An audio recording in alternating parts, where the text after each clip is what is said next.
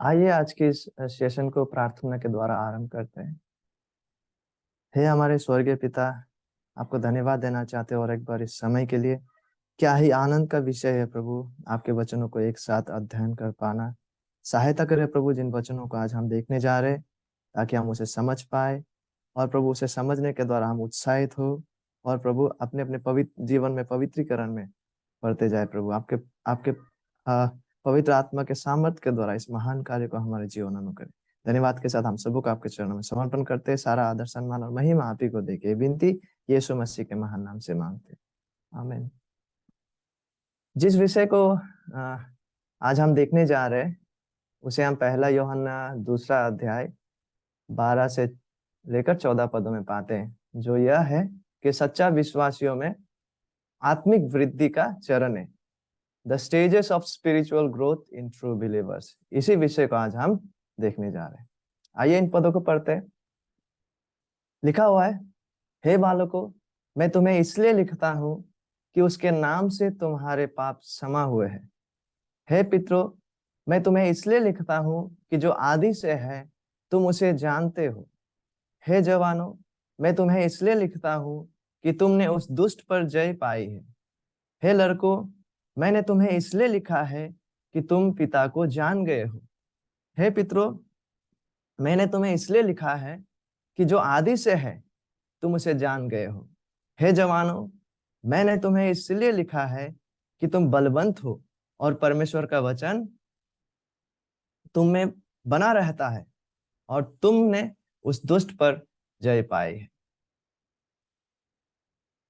तो वृद्धि का जो महत्व है उसे हम शारीरिक दायरे में और आत्मिक क्षेत्र में भी हम उसे देख पाते हैं कि वृद्धि जो है वो कितना ही महत्वपूर्ण है।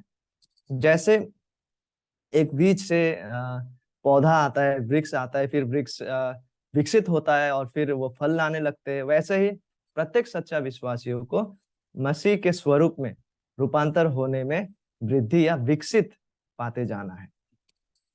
लेकिन वृद्धि का ना होने का परिणाम, यदि भी किसी भी कारण से एक विश्वासी में किसी भी कारण से, चाहे वो उसकी अज्ञानता के कारण या वचनों के सटीक समझ ना रहने के कारण या जो भी कारणों की वजह से अगर वो वृद्धि नहीं पा रहे हैं, वो अगर शिशु की अवस्था में ही है, तो अपरिपक्व विश्वासी और उसका यह अपरिपक्वता उसके उपयुक्त किए जाने में रुकावट होता है। जिस तरह से वो उसे प्रभु के लिए अपने आप को दे देना था, उस सारे क्रियाओं में यह रुकावट और बाधाएं पहुंचाते हैं उसके अपरिपक्वता। और वृद्धि का स्रोत जो है, जैसे शारीरिक वृद्धि संपूर्ण रूप से परमेश्वर पर निर्भर करता है, वैसे ही आत्मिक वृद्धि भी, ठीक है, परमेश्वर पर निर्भरशील है। लेकिन विश्वासियों में आत्मिक वृद्धि के लिए उसका इंसानी जिम्मेदारियां भी मौजूद है। हमारे पवित्रीकरण में हमारे जिम्मेदारियां भी मौजूद है। इसलिए बाइबल में इन बातों को पौलुस ऐसे ऐसे भी बातों को कहते हैं। जब हम फिलिपियो 2 अध्याय 13 12 और 13 पद में पढ़ने लगते हैं, वहां लिखा हुआ है, डरते और कांपते हुए अपने अपने उद्धार का कार्य पूरा करते जाओ। इस आदेश को दिया गया। यहाँ पे हमारा जिम्मेदारी शामिल है, क्योंकि परमेश्वर ही है जिसने अपनी सुइच्छा निमित्त तुम्हारे मन में इच्छा और काम दोनों बातों के करने का प्रभाव डाला है। और अभी डॉक्टर जॉन मैकआर्थर ने वृद्धि के विषय में कुछ गलत परिभाषाएं जो है वृद्धि को लेकर, उसके बारे में उन्होंने व्यक्त किया है, which is very helpful insight. तो इन बातों को आपके सामने रखना चाहूंगा कि ये बातें जो है जो आत्मिक वृद्धि नहीं है, ठीक है। परमेश्वर के सामने अनुग्रह में विश्वासियों का खड़े होने को आत्मिक वृद्धि तय या निर्धारित नहीं कर सकता या नहीं करता। कई बार हमें ऐसा लग सकता है कि हम इसलिए परमेश्वर के सामने उसका अनुग्रह को पा रहे हैं क्योंकि हम आत्मिक आत्मिक वृद्धि को पा रहे हैं। तो ये गलत एक समझ है। हम हमारे आत्मिक वृद्धि से परमेश्वर के सम्मुख ग्रहण योग्य नहीं ठहरते। हम उसी क्षण परमेश्वर के दृष्टि में अनंत काल के लिए ग्रहण किए जाते हैं या ग्रहण योग्य होते हैं जब हम मसीह में सच्चा विश्वास करते हैं। केवल मसीह के समाप्त कार्य के आधार पर ही, ठीक है, हम उद्धार पाते हैं। क्योंकि वचन में लिखा है, क्योंकि उसकी परिपूर्णता से हम सब ने प्राप्त किया, अर्थात अनुग्रह पर अनुग्रह। हम परमेश्वर का अनुग्रह, उसका प्रेम को इसलिए प्राप्त नहीं करते क्योंकि हम वृद्धि पा रहे हैं या हमने अपने योग्यताओं के द्वारा उसे कमाए, बल्कि इसलिए ये मुख्य रूप से परमेश्वर पे निहित है। और ये यीशु मसीह के समाप्त कार्य के बुनियाद पर हमें दिया जाता है, यीशु मसीह के द्वारा, यीशु मसीह की ओर से। और दूसरी बात, आत्मिक वृद्धि कौन कितना सालों से विश्वासी बने हैं, इससे भी कैलकुलेट या मेजर या गणना नहीं किया जाता। क्योंकि कोई बहुत सालों से विश्वासी होकर भी परमेश्वर के वचनों का सटीक समझ और लागूकरण ना होने के कारण अपरिपक्व होते हैं और अपरिपक्व हो सकते हैं। और तीसरा, केवल दिमाग में सैद्धांतिक जानकारी रहना, बाइबल का सैद्धांतिक जानकारी रहना परिपक्वता का निशान नहीं है। क्योंकि एक इंसान का दिमाग में सैद्धांतिक जो जानकारी है वो रहकर भी वो अपरिपक्व रह सकता है यदि वो उस सैद्धांतिक समझों को व्यवहारिक जीवन में लागू नहीं करता है। और चौथा, बाहरी रूप से नजर आता सफल सेवकाय, लोकप्रियता, बड़ा संस्था चलाना, बड़ा दान एकत्रित करना, ये सारे बातें किसी का आत्मिक परिपक्वता का निश्चय पहचान नहीं है। आज कुछ सबसे बहुत व्यस्त लोग जो सेवकाय में, वो परमेश्वर के वचनों के सटीक समझ और उपयोग में अनिपुण है और प्रज्ञा में अपरिपक्व है। That is why the outward appearance, जो इस तरह का बाहरी लोकप्रियता है, डजंट मीन कि वो व्यक्ति परिपक्व है। ठीक है। और आत्मिक वृद्धि रहस्यमय, भावनात्मक या मनोवैज्ञानिक, साइकोलॉजिकल नहीं है, वरन जैसे शारीरिक वृद्धि सटीक भोजन लेने के परिणाम स्वरूप, सटीक आहार को लेने का फल स्वरूप आता है, उसी रीति से आत्मिक परिपक्वता या आत्मिक वृद्धि जो है परमेश्वर के सत्य वचनों के आहार को लेने से आता है, जब उसे सटीक रीति से समझा, विश्वास एवं लागू किया जाता है। इसलिए वचनों में हम पाते हैं, लिखा हुआ है, मनुष्य केवल रोटी ही से नहीं परंतु हर एक वचन से जो परमेश्वर के मुंह से निकलता है जीवित रहेगा। इन बातों को हम यीशु मसीह से भी सुन पाते हैं और पुराने नियम में भी ये बातें मौजूद है। और पतरस हमसे कहता है, नए जन्मे हुए बच्चे की ना निर्मल आत्मिक दूध यानी कि परमेश्वर के वचन की लालसा करो, ताकि उसके द्वारा उद्धार पाने के लिए बढ़ते जाओ।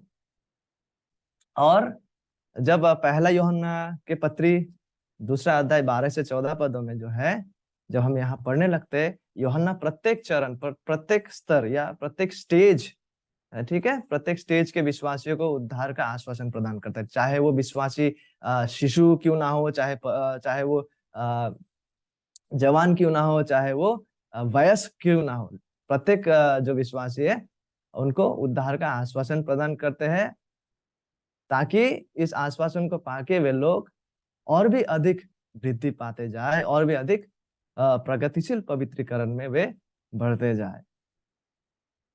और यूहन्ना जिन विश्वासियों को यह लिख रहे हैं, वे सब एक ही आत्मिक स्तर या एक ही आत्मिक स्टेज या चरण में नहीं है। कुछ आत्मिक शिशुएं हैं तो कुछ आत्मिक पिताएं हैं। और उन सभी को उत्साहित करने के लिए सबसे पहले यूहन्ना क्या करते हैं, पहला यूहन्ना दूसरा अध्याय 12 पद में वो सारे मतलब कोई निर्दिष्ट स्तर के या चरण के विश्वासियों को संबोधित करते हुए नहीं, लेकिन प्रत्येक विश्वासी को, चाहे वो कोई भी स्तर का क्यों ना हो, सारे विश्वासियों को एड्रेस, संबोधित करते हुए संपूर्ण विश्वासी मंडली को वो आश्वासन की बात को लिखते हैं इस पद में। उसके बाद हम देख पाते हैं कि यूहन्ना निर्दिष्ट करके, ठीक है, आत्मिक बच्चों को आश्वासन की बात कहते हैं, उसके बाद आत्मिक जवानों को, और साथ ही साथ आत्मिक पितरों को। हालांकि क्रम अनुसार इन बातों को वो नहीं कहते हैं यूहन्ना, लेकिन वो आत्मिक बच्चों, जवान और पितरों, तीन ही प्रकार के, जो तीन ही चरणों के विश्वासी है, तीनों को जो है वो संबोधित करता है इन पदों में। तो प्रत्येक श्रेणी या चरणों के विश्वासियों को एक साथ आश्वासन की बात को हम सबसे पहले देखेंगे। उसके बाद हम देखेंगे शिशुओं के लिए, आत्मिक शिशुओं के लिए आश्वासन की बात, फिर आत्मिक जवानों के लिए, युवकों के लिए, उसके बाद आत्मिक पितरों के लिए। ठीक है। लिखा हुआ है पहला यूहन्ना 2 अध्याय 12 पद में, हे बालकों, मैं तुम्हें इसलिए लिखता हूँ कि उसके नाम से तुम्हारे पाप क्षमा हुए। देखिए, सबसे पहले यहाँ पर जो बालकों है, ये बालक जो शब्द है, इसे यूनानी या ग्रीक में टेक्निया कहते हैं, या फिर जन्म लेने वाले।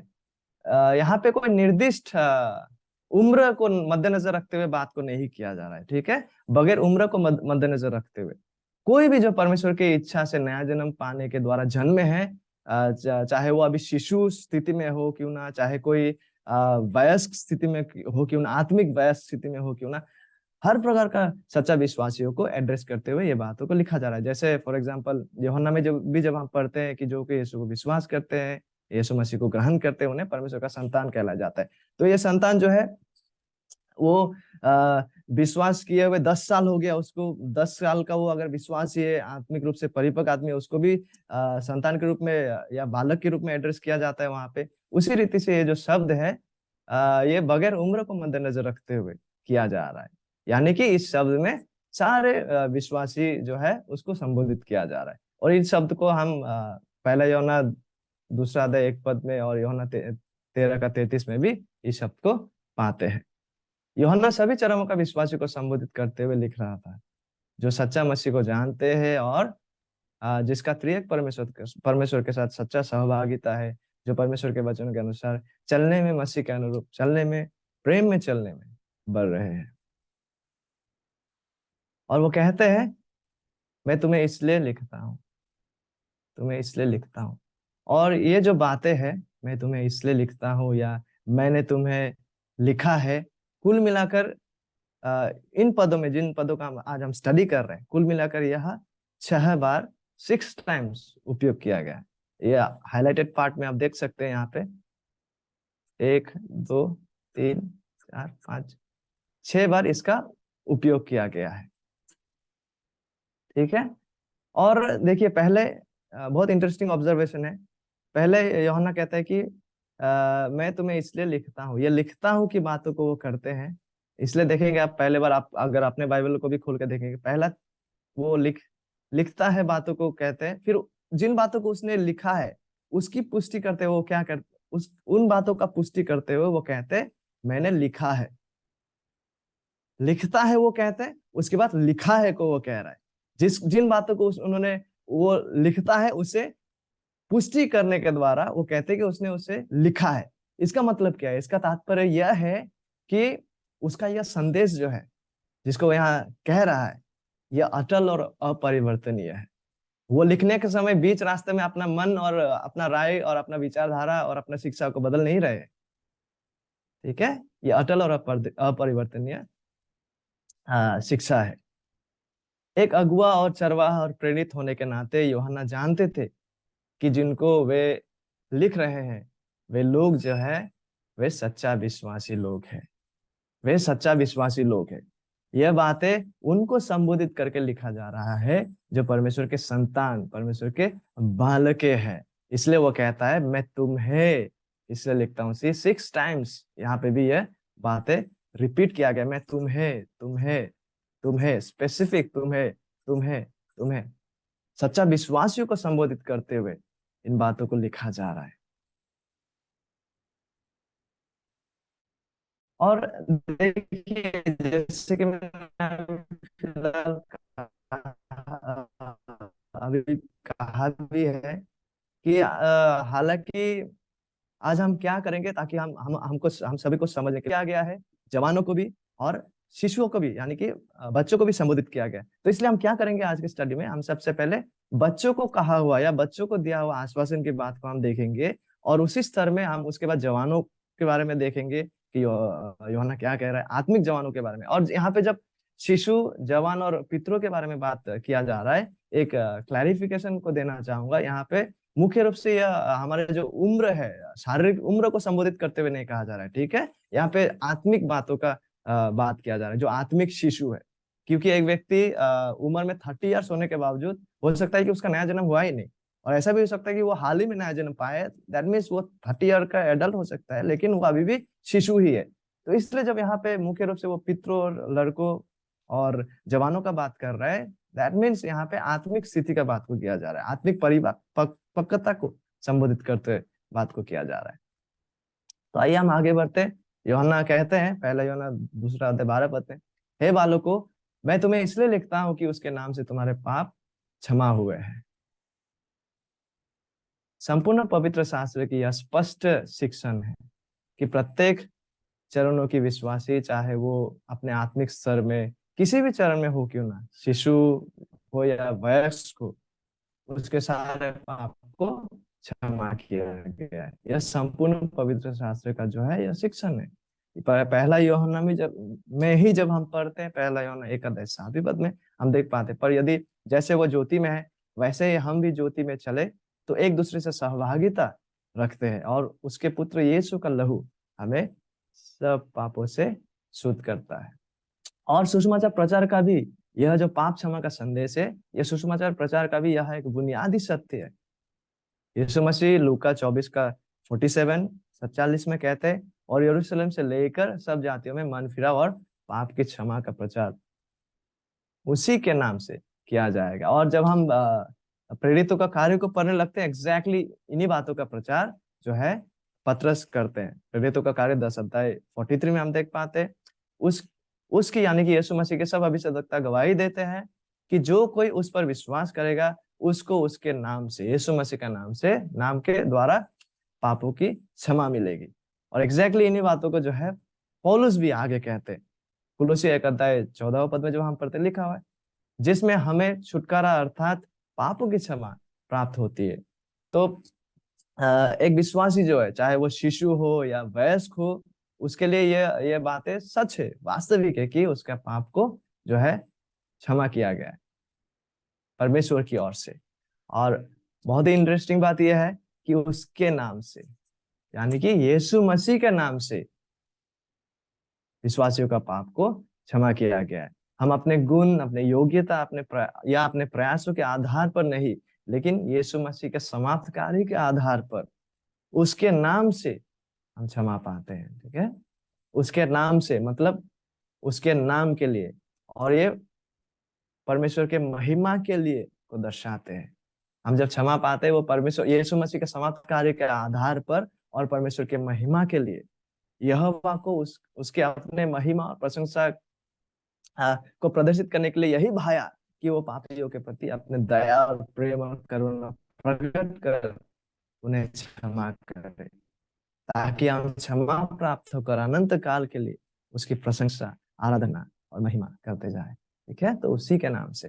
तो अभी फिलहाल हम लोगों ने देख लिया है कि यह जो बातें थे पाप क्षमा के विषय में, यीशु मसीह के नाम से, यीशु मसीह के लिए, यह जब बालकों को कहा जा रहा है, मतलब ये बालक को जो शब्द है वो प्रत्येक वर्ग के प्रत्येक चरणों के विश्वासियों को संबोधित करते हुए यूहन्ना कह रहा है। और अभी जिन व्यक्तियों के बारे में हम देखने जा रहे हैं, सबसे पहले हम देखने जा रहे हैं कि यूहन्ना आत्मिक बच्चों को आश्वासन की बात जो कर रहा है, उस पर हम अपना दृष्टिकोण लगाएंगे। हालांकि ये क्रम में नहीं है, पहला यूहन्ना 2 अध्याय 12 से 14 पदों में, लेकिन इस क्रम में मैंने इसलिए रखा ताकि हमारे समझ के लिए ये सुविधा हो।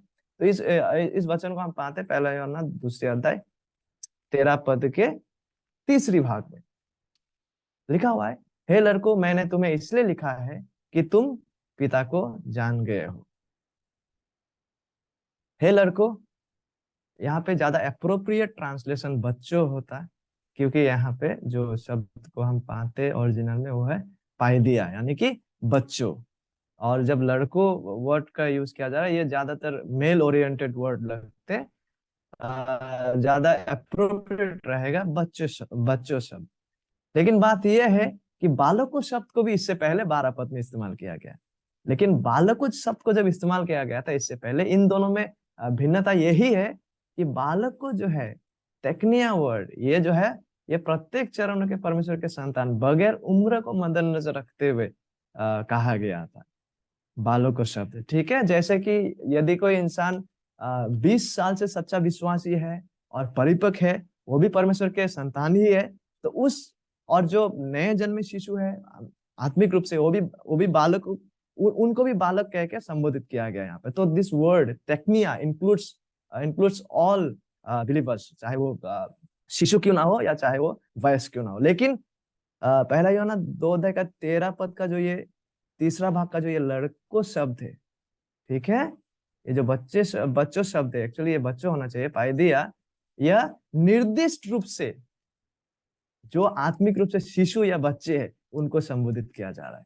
तो हियर द वर्ड बच्चों या लड़कों का मतलब है जो आत्मिक रूप से शिशु है। यहाँ पर हम निर्दिष्टता को पाते हैं, स्पेसिफिकली उनको संबोधित करते हुए कहा जा रहा है, जो अपरिपक्व है और जिनको माता पिता का देखभाल की आवश्यकता है, उन्हें पायदिया कहा जाता है या बच्चों।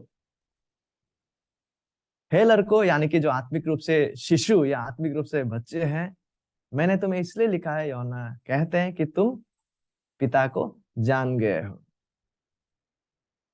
तो ये जो आत्मिक शिशु है, जिनका हाल ही में हृदय परिवर्तन हुआ है, जिनका हाल ही में नया जन्म हुआ है, उन्होंने वास्तविक रीति से उद्धारदायी रूप में परमेश्वर को अपना पिता के रूप में जान लिया है। और ये नवजात न्यूली बॉर्न विश्वासियों के हृदय परिवर्तन के शुरुआती आत्मिक अनुभव को दर्शाता है, जब यूहन्ना कह रहा है कि तुम पिता को जान गए। ये उनके शुरुआती हृदय परिवर्तन का समय है, जब वो परमेश्वर को जानते, उस समय का बात को संबोधित किया जा रहा है। वे मसीह के द्वारा अपने पापों की क्षमा और उसके परिणाम स्वरूप परमेश्वर के साथ उनकी संगति में आनंदित होते हैं। ये नए जन्मे हुए, नए जन्म प्राप्त, हाल ही में नए जन्म प्राप्त जो आत्मिक शिशुएं हैं, लेकिन वे अभी भी शिशु ही है, जिन्हें अभी परमेश्वर के वचन की सच्ची शिक्षाओं का आत्मिक मांस खाने को बाकी है। ये हाल ही में इनका नया जन्म हुआ है, ये अभी भी शिशु की अवस्था में। हालांकि ये परमेश्वर को जानते, इट इज ट्रू, इनके पाप क्षमा किए गए, इट्स ट्रू, ये परमेश्वर के संगति का आनंद को ले रहे हैं, यस इट्स ट्रू, लेकिन ये उनके प्रारंभिक समय है, वह अभी भी शिशु है। उन्हें अभी भी जो है आत्मिक मांस, परमेश्वर के वचनों का, शिक्षाओं का आत्मिक मांस खाना उनका बाकी है। शारीरिक शिशुओं की तरह ये भी जो है आत्मिक बच्चे जो है अज्ञानी होते हैं और आत्मिक कमजोरी और खतरों से ग्रस्त होते हैं। ठीक है, वे अक्सर अपनी शारीरिक अभिलाषाओं और इच्छाओं से प्रेरित होते हैं और हानिकारक चीजों से दूर रहने और भलाई का पीछा करने के लिए उनमें विवेक, परख और बुद्धि की कमी होती है। आत्मिक शिशुओं की ये है नया जन्म प्राप्त, लेकिन ये कमजोरियां उनमें होते हैं। इसलिए पौलुस इफिसियों में ऐसा वो कहते हैं, ताकि हम, इफिसियों 4:14-15 पद, ताकि हम आगे को बालक ना रहे, शिशु ना रहे, आत्मिक शिशु ना रहे, जो मनुष्य की ठग विद्या और चतुराई से, उनके भ्रम की युक्तियों के और उपदेश के हर एक झोंके से उछाले और इधर उधर घुमाए जाते हो, वरन प्रेम में सच्चाई से चलते हुए सब बातों में उसमें जो सिर है अर्थात मसीह में बढ़ते जाए। उन्हें बढ़ते जाने की आवश्यकता है, हमें बढ़ते जाने की आवश्यकता है। देखिए, जो परिपक्व विश्वासी लोग हैं, जब हम नवजात शिशुओं की ओर, नवजात जो नया जन्म प्राप्त विश्वासियों की ओर ताकते हैं, ये बहुत ही आनंद मनाने की बात है नहीं? और हमें उन्हें प्रेम पूर्वक स्वागत भी करना है, लेकिन साथ ही साथ आत्मिक जो परिपक्व जने हैं, उन्हें प्रेम पूर्वक शास्त्र आधारित रीति से आपको, ठीक है, जो आत्मिक शिशुएं हैं, उन्हें सतर्क वाणी भी प्रदान करते जाना है कि वे लोग झूठे शिक्षा, झूठे शिक्षक, झूठे शिक्षण एवं पापयुक्त विषयों से बचे। और अब हम देखने जा रहे हैं जहां पर यूहन्ना आत्मिक जवानों को आश्वासन की बात करते हैं, जिसे हम पाते हैं 1 यूहन्ना 2 अध्याय 13 पद के दूसरे भाग और 14 पद के दूसरे भाग में लिखा हुआ है, हे जवानों, मैं तुम्हें इसलिए लिखता हूं कि तुमने उस दुष्ट पर जय पाई है। हे जवानों, मैंने तुम्हें इसलिए लिखा है कि तुम बलवंत हो और परमेश्वर का वचन तुम में बना रहता है और तुमने उस दुष्ट पर जय पाई है। देखिए, यहाँ पे जवानों की तीन वास्तविकता, जवानों में तीन वास्तविकता को हम देख पाते। देखिए, आप काइंडली इसे ऑब्जर्व करके समझने का प्रयास कीजिए कि जब यूहन्ना शिशुओं को संबोधित कर रहा है, तो उनका नेचर को लेके आश्वासन वो प्रदान कर रहा है, लेकिन उनके बारे में वो क्या बता रहे हैं। और जब यूहन्ना यहाँ पे जवानों को संबोधित कर रहा है, जवानों के बारे में कुछ वास्तविकता और विशेषताओं को यूहन्ना बता रहे हैं यहाँ पे। ठीक है, उनको भी नोट कीजिएगा प्लीज। यहाँ पे तीन वास्तविकताओं को बताया जा रहा है। हालांकि इन तीनों में से एक वास्तविकता को वो दोहराते हैं, और वो क्या क्या है, जवानों को लेकर। कौन सा जवान है? आत्मिक जवान है। ठीक है, आत्मिक जवान है। सबसे पहला वो कहते हैं यहाँ पे, तुमने उस दुष्ट पर जय पाई है, और इसी बात को लास्ट में और एक बार दोहराते हुए यहाँ पे कहते हैं, सेम थिंग रिपीट्स, जय पाई है। ठीक है, एंड देन वो ये भी कहते हैं कि तुम जो आत्मिक जवान है, तुम बलवंत हो, दूसरी बात, और तीसरी बात क्या है यहाँ पे, परमेश्वर का वचन तुम में बना रहता है। तो आत्मिक जो हमारा वृद्धि का जो ये चरण है, इन दिस स्टेज, यह उसका दूसरा चरण है। पहला हम शिशु होते हैं, फिर जवान, आत्मिक जवान। तो ये हमारा आत्मिक वृद्धि का चरण का सेकंड जो स्टेज है, जवानों का स्टेज, वो सेकंड स्टेज है। अब देखिए, मसीही जीवन आप केवल क्षमा पाकर और परमेश्वर के साथ प्रारंभिक संगति का आनंद लेना ही नहीं है, वो है, बट दैट इज नॉट, वो वही तक सीमित नहीं रहना है, लेकिन बल्कि शैतान और पाप से लड़ना भी है। अभी आप मतलब जब हम नया जन्म पाते हैं, अभी हम जस्ट जन्मे हैं और हमें आगे बढ़ते जाना है। जैसे शारीरिक क्षेत्र में हम आगे बढ़ते जाते हैं, शारीरिक वृद्धि पाते जाते हैं, हम बच्चे होते हैं, फिर हम बड़े होते हैं, युवक, फिर बुजुर्ग बनते जाते हैं, उसी तरह से हमें जब नया जन्म दिया जाता है, हमें पाप से क्षमा किया जाता है, हमारा परमेश्वर के साथ प्रारंभिक संगति होता है और उसमें हम आनंदित होते हैं। लेकिन वही तक सीमित नहीं है, हमें इस संबंध में, इस रिश्ते में, और साथ ही साथ शैतान और पाप से लड़ने में भी बढ़ते जाना है। पापों के दंड से क्षमा पाने के बाद अब पाप की शक्ति और प्रभाव से छुटकारा पाना भी है, पवित्रीकरण में बढ़ना भी है, धार्मिक ठहराए जाने के बाद। ठीक है, हमें प्रगतिशील रूप से पवित्रीकरण में भी बढ़ते जाना है। और यूहन्ना जवानों को लेकर कहते हैं, आत्मिक जवानों को संबोधित करते हुए, तुम बलवंत हो, मतलब आत्मिक रूप से बलवंत हो, आत्मिक रूप से सक्षम ही तुम्हें परमेश्वर ने बनाया। परमेश्वर द्वारा विश्वासियों को शैतान और पाप पर जय पाने को बल और सामर्थ्य क्या दिया जाना, ये उद्धार का एक हिस्सा है। क्या, इसलिए यूहन्ना इस आत्मिक जवानों को कह रहा है कि तुम बलवंत हो। और साथ ही साथ यूहन्ना उन्हें कहते हैं कि परमेश्वर का वचन तुम में बना रहता है। ये बना रहना जो विषय है, वंडरफुल। साम्स 119 जब हम पढ़ने लगते हैं ना, किस तरह से एक युवा व्यक्ति अपना राह, अपना जीवन में अपना राह को पवित्र रख सकते हैं, वहां पे हम परमेश्वर का वचन का उनके जीवन में निवास करने का बात को जो पाते हैं, वो समान तरीके का बात यहाँ किया जा रहा है। परमेश्वर का वचन तुम्हें बना रहता है, मतलब जैसे घर में हम निवास करते हैं ना, वैसे ही परमेश्वर का वचन इनमें बना रहते हैं। आत्मिक जवाने अब आत्मिक शिशु नहीं रह गए हैं, वे वृद्धि पाए हैं, वे परमेश्वर के वचनों के सटीक समझ और विश्वास में बढ़ रहे हैं, वे वचनों का मांस खाने में बढ़ रहे हैं। अपने जीवन को जीने में वो बाइबल आधारित दृष्टिकोण और लक्ष्य में वो बढ़ रहे हैं। उसका अधिक आत्मिक जवानों का जो है अधिकांश सैद्धांतिक समझ जो है, बिब्लिकल डॉक्ट्रिनल थियोलॉजिकल अंडरस्टैंडिंग जो है, वो सटीक है, शास्त्र सम्मत है। वचनों का सत्य को परिपक्वता से प्रेम करने और उसका बचाव करने में भी ये लोग जो है आत्मिक जवाने बने हुए हैं। और यूहन्ना आत्मिक जवानों को लेकर यह बात भी कहते हैं, जिसे वो 2 बार दोहराते, तुमने उस दुष्ट पर जय पाई है, जो मुख्य रूप से शैतानी एवं झूठी सिद्धांत को पहचान कर परखते हुए उसका प्रतिरोध, रेजिस्ट करना को दर्शाते। ठीक है, क्योंकि परमेश्वर का वचन उनके हृदय, इस आत्मिक जवानों के हृदय और जीवनों में एक अबाधित अवस्था में निवास करता है, जिसने, इस वचन ने, ठीक है, पवित्र आत्मा की शक्ति के साथ मिलकर इन युवकों को, इन जवानों को शैतान पर जय दिलाए। विशेषकर शैतान का जो रीति है, शैतान का जो घातक झूठी सिद्धांत है, झूठी सुसमाचार है, ठीक है, उससे लड़ने में और विजय दिलाने में सक्षम ही किए हैं। वो शैतान और वो शैतान के जो झूठी शिक्षा है, जिसने हमेशा से लोगों को अपने साथ खींच लाने के लिए कोशिश की है। तो परमेश्वर के वचन के रहने के द्वारा और पवित्र आत्मा के उन वचनों को लेकर क्रियाशील करने के द्वारा उन शिक्षाओं को इन लोग पहचान रहे, उसको रेजिस्ट करने में और सत्य का बचाव करने में आत्मिक जवाने जो है वृद्धि पा रहे, बढ़ रहे, बने हुए। तो सच्चा विश्वासिया इस चरण में, जब वो आत्मिक जवानों के स्टेज में आते, आत्मिक युवक के स्टेज में आते, इस चरण में वो, इस चरण का परिपक्वता में वो परमेश्वर के वचनों के द्वारा बलवंत बने हैं।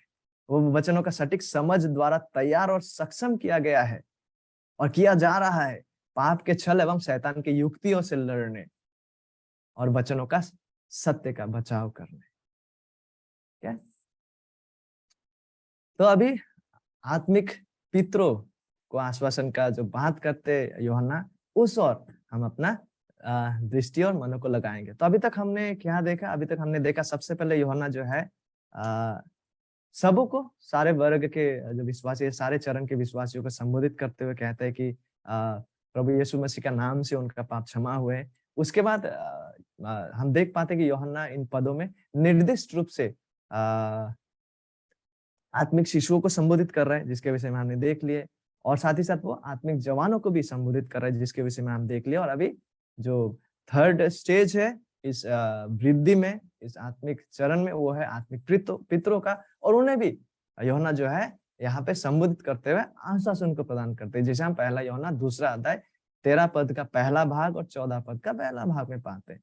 लिखा हुआ है, हे पितरों, मैं तुम्हें इसलिए लिखता हूँ कि जो आदि से है तुम उसे जानते हो। हे पितरों, मैंने तुम्हें इसलिए लिखा है कि जो आदि से है तुम उसे जान गए हो। लगभग एक ही बातों को यूहन्ना दोहरा रहे हैं। हे पितरों, यानी कि कलीसिया में जो आत्मिक रूप से जो वयस्क है, स्पिरिचुअली मैच्योर इंडिविजुअल्स, जो स्पिरिचुअली मैच्योर जो बिलीवर्स है, उनको संबोधित करते हुए इस वर्ड को यूज करते हैं।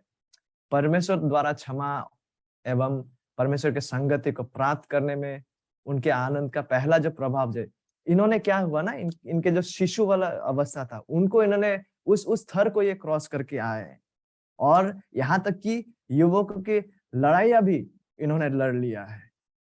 जब जब वे पितरों की स्थिति में आए हैं, मतलब इन्होंने शिशु अवस्था को, वो शिशु अवस्था को पार करके आए। वो प्रारंभिक जो परमेश्वर के साथ पाप क्षमा के द्वारा जो मीठा संगति का जो आनंद आता है, उस स्तर को भी इन्होंने पार करके आए। यहाँ तक कि युवकों की जो लड़ाइयां लड़ना, उसे भी इन्होंने लड़ लिया है। पितरों ने परमेश्वर के साथ एक गहरा संबंध और संगति में प्रगति की है। और यूहन्ना यहाँ पे दोहराते कि जो आदि से था तुम उसे जान गए हो। देखिए, सभी जो सच्चा विश्वासिया है, चाहे वो अपरिपक्व हो या परिपक्व हो, वो परमेश्वर को जानते हैं, ये सच है। उनका पाप क्षमा किया गया है, ये सच है। लेकिन परमेश्वर के बारे में सच्चा विश्वासियों का जो ज्ञान और समझ है, वो वर्षों के साथ परिपक्व होता जाता है। बच्चे परमेश्वर को, जो आत्मिक शिशु है, जो आत्मिक बच्चे हैं, वो परमेश्वर को पिता के रूप में जानते हैं। लेकिन जो विश्वासी पितरों का स्टेज में पहुंचते हैं, जो आत्मिक रूप से वयस्क विश्वासी है, स्पिरिचुअली मैच्योर है, वो परमेश्वर को उस रूप में जान गए, ना ही केवल पिता के रूप में, वरन उस रूप में जान गए हैं जो वो आदि से है। The spiritually mature, they know God to be their father, लेकिन साथ ही साथ वो परमेश्वर को इस रूप से जानते हैं कि परमेश्वर जो आदि से रहे हैं। ठीक है, तो यहाँ पे हम देख पाते हैं कि किस तरह का जो आत्मिक पितरों है, उनमें किस तरह का परमेश्वर के साथ, परमेश्वर के विषय में, परमेश्वर के व्यक्ति के साथ उनका जो संबंध, घनिष्ठ संबंध में वो वृद्धि पाए, घनिष्ठ संबंध में जो परिपक्वता में वो पहुंचे, उस स्थिति को हम यहाँ देख पाते हैं। और जिस एकमात्र माध्यम से एक विश्वासी शिशु अवस्था से लेकर युवाओं या जवानों और पितरों तक आत्मिक विकास पर प्रगति कर सकता है, वो परमेश्वर के वचन के माध्यम से है। परमेश्वर के वचन के माध्यम से है।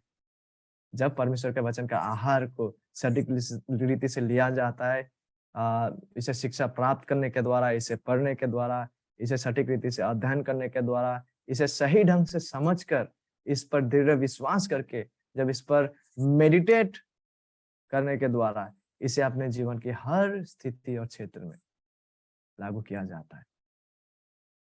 ठीक है, इसी तरह से जो है परमेश्वर अपने पवित्र आत्मा को हमें देकर, उनके वचनों को लेकर हमें इस रीति से क्रियाशील करते हैं कि हम आत्मिक शिशु की अवस्था से आत्मिक युवा, आत्मिक जवान बनते, और आत्मिक जवान की स्थिति से आत्मिक पितरों की स्थिति में हम पहुंचते हैं। ठीक है, it is God the Holi spirit working through the scriptures. जब प्रभु पवित्र आत्मा परमेश्वर के वचनों को लेकर इस रूप से हमारे जीवन में क्रियाशील करते हैं। इसलिए यीशु मसीह जब पिता से विनती कर रहे थे, उन्होंने कहे थे, सत्य के द्वारा उन्हें पवित्र कर, और तेरा वचन सत्य है। और जैसे जैसे सच्चा विश्वासी लोग आत्मिक रूप से वृद्धि पा रहे हैं, उसका लक्ष्य, हम लोगों का लक्ष्य हमेशा पितरों जैसा होना है। पितरों मतलब वो स्पिरिचुअली मैच्योर स्टेट में, पहुंच के उसमें बने रहना है। परमेश्वर के सटीक दृढ़ ज्ञान एवं परमेश्वर के साथ दृढ़ एवं घनिष्ठ सहभागिता में, ठीक है, बढ़ते जाना है, जैसे सहभागिता प्रभु यीशु मसीह कर रहे हैं। तो हमारे ये लक्ष्य होना है कि हम उस परिपक्वता में बढ़ने लगे, उस परिपक्वता में हम बढ़े। और एक महत्वपूर्ण बात यह है कि जब हम आज इन सारे बातों को कर रहे वृद्धि के बारे में, परिपक्वता के बारे में, इस बात को हमें नजरअंदाज नहीं करना है। और वो यह है कि यदि आप वास्तव में सच्चा हृदय परिवर्तित व्यक्ति नहीं है, तो आप कभी भी सच्चे पवित्रता और सच्चे आत्मिक परिपक्वता में विकसित नहीं हो सकते हैं। इसलिए इससे पहले कि आप अनंत जीवन पाए और आत्मिक जीवन को प्राप्त करके उसमें बढ़ सके और उसमें बढ़ने लगे, आपको नए सिरे से जन्म लेना आवश्यक है। A person must be born again। इससे पहले कि वो आत्मिक रूप से शिशु अवस्था से वयस्क बने, he needs life, he needs spiritual life। उन्हें नया जन्म की आवश्यकता है, तभी जाकर हम आत्मिक शिशु के स्तर से बढ़ सकते हैं आत्मिक रूप से।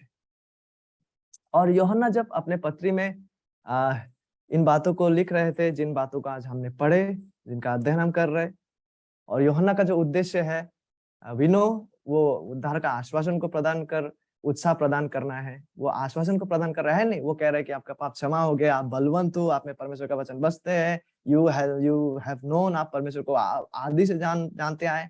इन सारा उत्साह को प्रदान कर रहे हैं, आश्वासन को प्रदान कर रहे हैं। क्यों?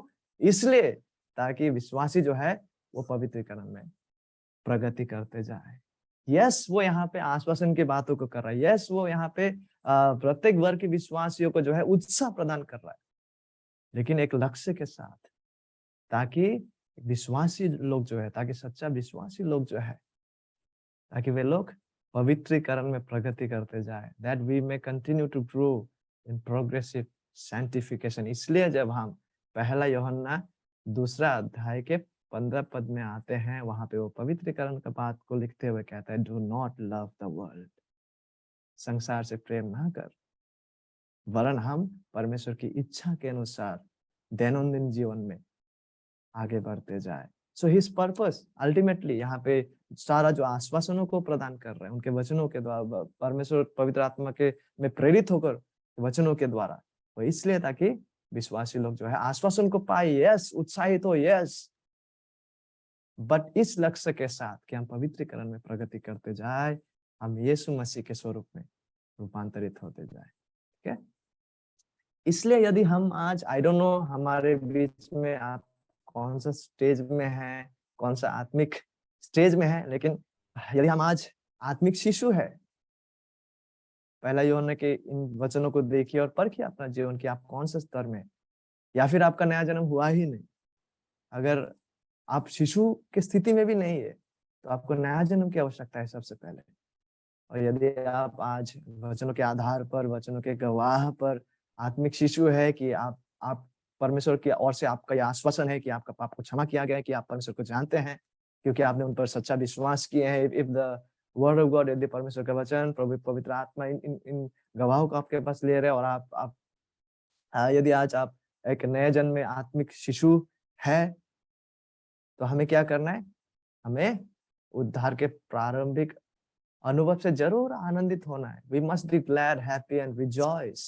लेकिन साथ ही साथ बाइबल के सत्य समझ और ज्ञान में हमें वृद्धि पाना है। हमें दूध पीते साथ साथ मांस खाना भी सीखना है। सटीक शास्त्र सम्मत सिद्धांतों को समझते हुए उसे अभ्यास करना है अपने जीवन में। परमेश्वर के वचन को हमारे जीवन में बहुतायत से निवास करना है। ठीक है? और यदि आज हम आत्मिक जवाने हैं, ठीक है, यदि हम आज आत्मिक जवान है, नॉट जीवन, दिस विल बी जवान, हमें केवल वचनों का सैद्धांतिक समझ तक ही सीमित नहीं रहना है। ठीक है? यस, हम बलवंत है प्रभु के अनुग्रह में, यस, हमने विजय पाई है उस दुष्ट के ऊपर, दैट्स वंडरफुल। और हम सैद्धांतिक समझ हम में है कि हम शैतान के झूठे शिक्षा और फॉल्स डॉक्ट्रिन्स को हम समझते हैं, और we are defending the truth. हम परमेश्वर का वचन पे खड़े और सत्य के हम बचाव कर रहे हैं।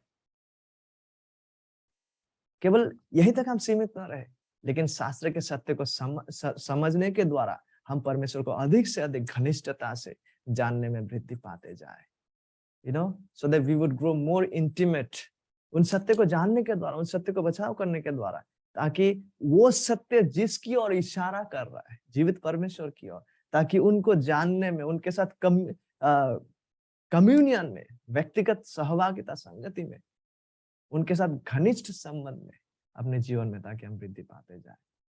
ठीक है। एंड यदि हम आज आत्मिक पिताएं हैं, प्रेज गॉड, लेकिन हमें भी अधिक से अधिक मसीह के स्वरूप में रूपांतर होते जाना है, विशेषकर जैसे मसीह का संबंध और संगति पिता परमेश्वर के साथ था, जिसे हम सुसमाचारों में देख पाते, so that we would continue to grow. जितना हद तक एक क्षमा प्राप्त व्यक्ति पवित्रीकरण में बढ़ सकता है, ताकि हमारा लक्ष्य और विनती ये रहे कि प्रभु उस स्तर तक, उस पितरों के स्तर तक मुझे ले चल। और जब तक एक विश्वासी इस पृथ्वी पर है, यह निम्नलिखित आदेश जो मैं अभी वचन से पढ़ने वाला हूँ, as we come to the close, आज जैसे जैसे हम अंत की ओर आ रहे हैं इस उपदेश की, इस आज के सेशन की, जब तक एक विश्वासी इस पृथ्वी में है, ठीक है, जब तक हम लोग इस पृथ्वी पर है, यह निम्नलिखित आदेश जो मैं वचन से पढ़ने जा रहा हूँ, हम सब के लिए बाध्यतामूलक, इट इज ए मैंडेट कि हम इसे फॉलो करें, इसे माने, इसे विश्वास करते हुए इस रूप में चले। और यह एक आमंत्रण भी है आज हम सभी के लिए, और वो क्या है? ताकि हम हमारे प्रभु और उद्धारकर्ता यीशु मसीह के अनुग्रह और पहचान में बढ़ते जाए। आइए प्रार्थना करें। प्रभु, आपको धन्यवाद देना चाहते हैं आज के इस वचन के लिए। आपका वचन दो धारी तलवार से भी तेज है प्रभु, और आपके वचन उस आईने की न्याय है जहाँ पे हम अपने सच्चा स्थिति को देख पाते हैं।